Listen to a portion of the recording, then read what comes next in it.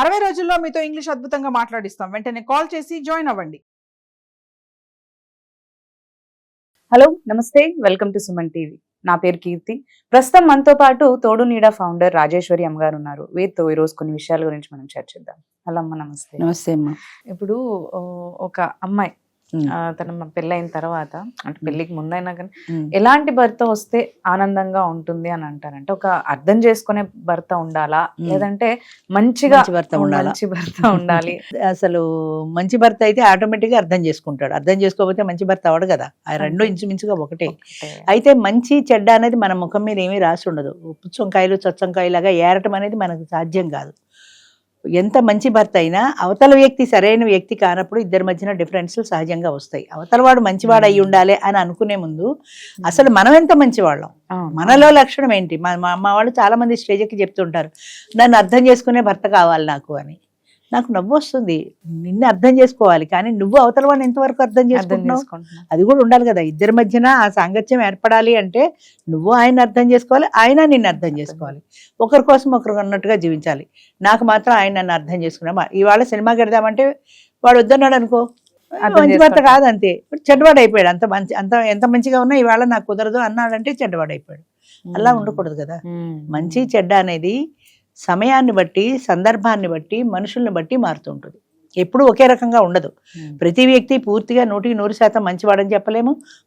ప్రతి వ్యక్తి 100% చెడ్డవాడని చెప్పలేము. రాముడు ఎంత మంచివాడు, ప్రజలందరూ మెచ్చుకున్న రంజకమైనటువంటి పరిపాలన చేసిన వాడు, ఏకపత్ని వ్రతుడు. ఎన్ని మంచి లక్షణాలు ఉన్నాయి. అన్ని ఉన్నా కూడా మంచి కొడుకు, మంచి భర్త. సీతారాములు అని చెప్తారు. వాళ్ళు కలిసి జీవించిన కాలం చాలా తక్కువైనా కూడా అన్యోన్య దాంపత్యం అంటే సీతారాములు అంటారు, వాళ్ళనే చెప్తారు. ఇన్ని ఉన్నా కూడా లాస్ట్ మూమెంట్ లో సీతాదేవి భూదేవి దగ్గరికి వెళ్ళిపోయింది. ఎందుకని వెళ్ళిపోయింది? ఎక్కడో ఆవిడ ఈగో చిన్నది హర్ట్ అయింది. ఇన్ని రకాలు భరించినా, 14 సంవత్సరాలు వనవాసం చేసినా, రావణుడి దగ్గర ఇన్నాళ్ళున్నా, ఇక్కడికి వచ్చిన తర్వాత ఆయన అగ్ని పరీక్ష పెట్టేటప్పటికీ ఆవిడకి బాధ కలిగి ఉండొచ్చు. ఆయనకి తెలుసు, కానీ ప్రజలకి తెలియాలి కాబట్టి చేశాడు. అయినా సరే ఆవిడ ఆ ఈగో హర్ట్ అయిందను, దాన్ని ఏమన్నా ఆవిడ స్వాభిమానం దెబ్బతింది అనుకోవచ్చు. అంచేత ఆయన పిల్లలు ఆయనకి అప్పచెప్పేసి ఆవిడ భూదేవి దగ్గరికి వెళ్ళిపోయింది.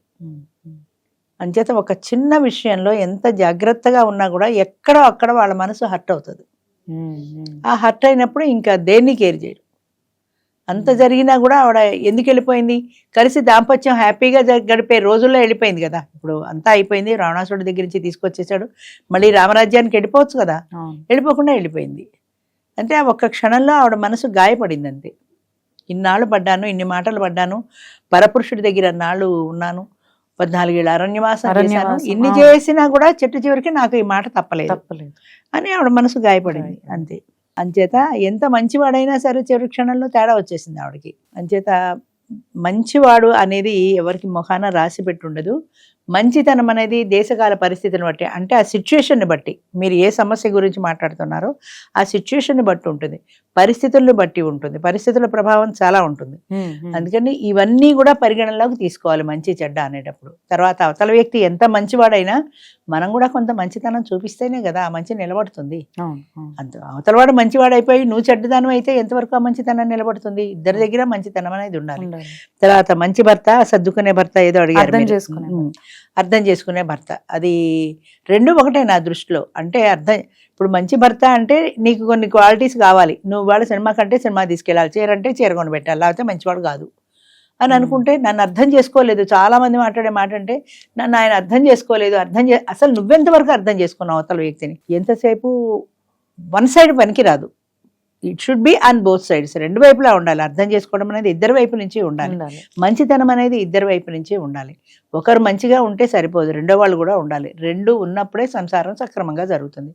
భార్య అయినా అంతే, భర్త అయినా అంతే. ఎవరైనా ఒకరి మాట ఒకరిది అనుకున్నప్పుడు, ఒకరినొకరు అర్థం చేసుకుని బ్రతకగలిగినప్పుడు అది సవ్యంగానే పెడుతుంది. ఇవాళ సినిమాకి వెళ్దామంటే, ఇవాళ కుదరలేదు, నాకు ఏదో పని ఉంది, రేపు తీసుకెళ్తా అన్నాడు అనుకో, సరే నువ్వు సర్దుకోగలగాలి. ఇవాళ సినిమాకి తీసుకెళ్ళమన్నాడు, వాడు మంచి భర్త కాదు, ఒక బ్యాండ్ అయిపోయింది అంతే. ఇంత మంచి భర్త ఒక్కరోజు సినిమాకి తీసుకెళ్ళకపోతే చెడ్డవాడు అయిపోయాడా? అది మనకు ఉండాలి కదా. అంటే ఆ విచక్షణ ఉండాలి కదా. ఇవాళ ఆయనకి ఏదో పని ఉంది, పోనీ రేపు వెళ్దాం, ఇంకో ఆదివారం వెళ్దాం, ఇంకొక రోజు వెళ్దాం అని ఎందుకు సర్దుకోవు? సర్దుబాటు గుణం అనేది ఉంటే అర్థం చేసుకున్న వాళ్ళు అవుతారు ఇద్దరు. అలాగే ఆటోమేటిక్గా ఒకరినొకరు అర్థం చేసుకుని బ్రతుకుతున్నప్పుడు మంచి వాళ్ళే అవుతారు. నిన్ననే మా దాంట్లో పెళ్ళైన భార్య భర్త ఒకళ్ళు ఒక ఛానల్లో ఇంటర్వ్యూ ఇచ్చారు.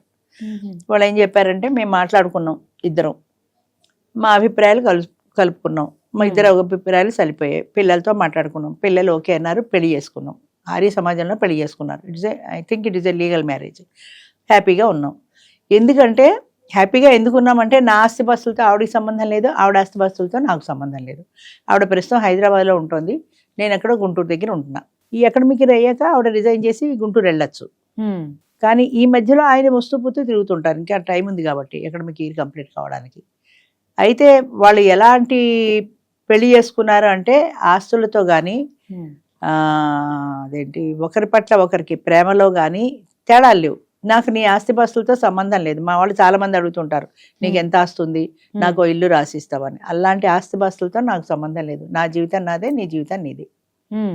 పిల్లలు బాగున్నారు, పిల్లలు యాక్సెప్ట్ చేశారు, హాయిగా వస్తూ పోతుంటాం, పిల్లలు వస్తూ పోతుంటారు, మనం వస్తూ పోతుంటాం.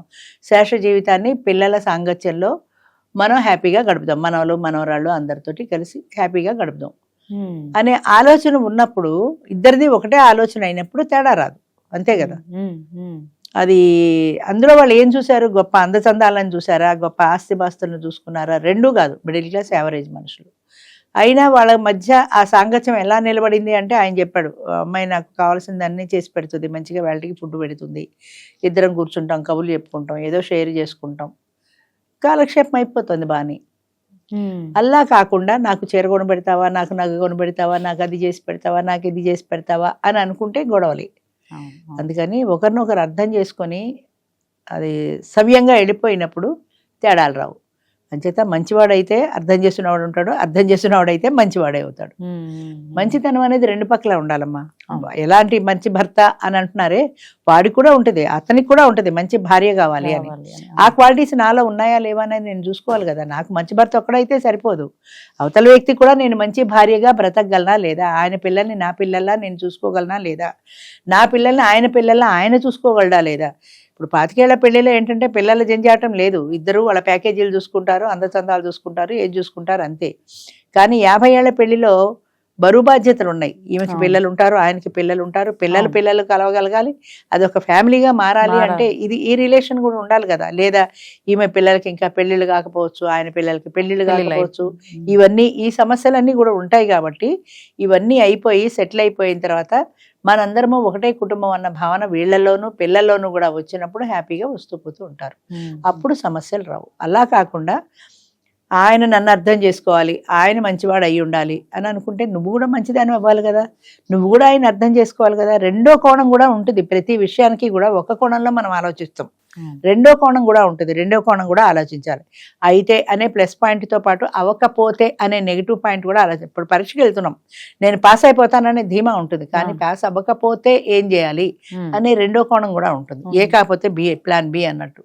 అందుకని పాస్ అయితే ఏం చేయాలి, పాస్ అవ్వకపోతే ఏం చేయాలి, ఆ రెండు పెట్టుకున్నప్పుడు మనకి తేడా రాదు. ఒకటే పెట్టుకుని నేను పాస్ అవుతాను అనుకున్నాను, అవ్వలేదు, ఎందుకు ఈ జీవితం అనుకున్న దెబ్బైన నదిలో దూకేస్తే ప్రయోజనం ఏముంది. లేదా పాస్ అవ్వకపోతే ఏం చేస్తాను, మళ్ళీ కడతాను, లేదా చదువు మానేస్తాను, లేదా ఇంకొకటి చేసుకుంటాను అన్న ప్లాన్ బి కూడా ఉండాలి. అందుకని ఒకే ప్లాన్తో జీవితం అంతా వెళ్ళదు, రెండోది కూడా ఆలోచించుకోవాలి. ఇప్పుడు ఇందాక అమ్మాయి చూడండి, విడాకులు ఇచ్చేస్తాను, మా అబ్బాయిని తీసుకున్నాడు, అన్నీ నీ వైపున అనుకూలంగా ఆలోచించుకున్నావు, ఆ తర్వాత నీ పిల్లాన్ని తీసుకురావడానికి ఒప్పుకోకపోతే ఏం చేస్తావు, విడాకులు తొందరగా రాకపోతే ఏం చేస్తావు, విడాకులు రావడానికి ప్రూవ్ చేయాలి కదా ఆయన క్రియాలిటీని, ఏ రకంగా ప్రూవ్ చేస్తావు, ఇవేమీ ఆలోచించాలా. అమ్మాయికి అనుకూలంగా ఉంది, వాడికి విడాకులు ఇచ్చేస్తాను, కూడా పెళ్లి చేసుకుంటాను అంతే. అది కూడా అదే మీరు అన్నట్టు మంచి భర్త కావాలి అంతే, మంచి భర్త. ఆ మంచివాడైతే ఎవడ ముఖాన్ని రాసి ఉంటుంది, నువ్వు మంచిదాని అసలు, వాడి సంగతి పక్కన పెట్టు, నువ్వెంతవరకు మంచిదానివి అది కూడా ఆలోచించుకోవాలి కదా. అదేమీ లేదు, అమ్మాయికి అనుకూలంగా ఉన్న వరకు ఆలోచించుకుంది అంతే. ప్లాన్ బి లేదు, ప్లాన్ ఏ ఫెయిల్ అయిపోతే ఏం చేస్తావు, ఆలోచన ఉండాలి కంపల్సరీగా. అది ఉన్నప్పుడు భర్త మంచివాడు అవుతాడు, అర్థం చేసుకునేవాడు అవుతాడు, భార్య మంచిది అవుతుంది, అర్థం చేసుకునేది అవుతుంది. మ్యూచువల్ అండర్స్టాండింగ్ అండ్ కోఆపరేషన్, ఈ రెండూ కలిసి ఉన్నప్పుడు ఖచ్చితంగా మంచివాళ్ళు అవుతారు. ఆ ఇద్దరిలో ఏ ఒక్కటి లోపించినా కూడా సక్రమంగా జరగదు. అది అంత మాత్రాన వాడు చెడ్డవాడు, లేదా నన్ను అర్థం చేసుకోలేదు, నన్ను అర్థం చేసుకునే భర్త కావాలనుకున్నా అర్థం చేసుకోలేదు అనుకుంటే సరిపోదు.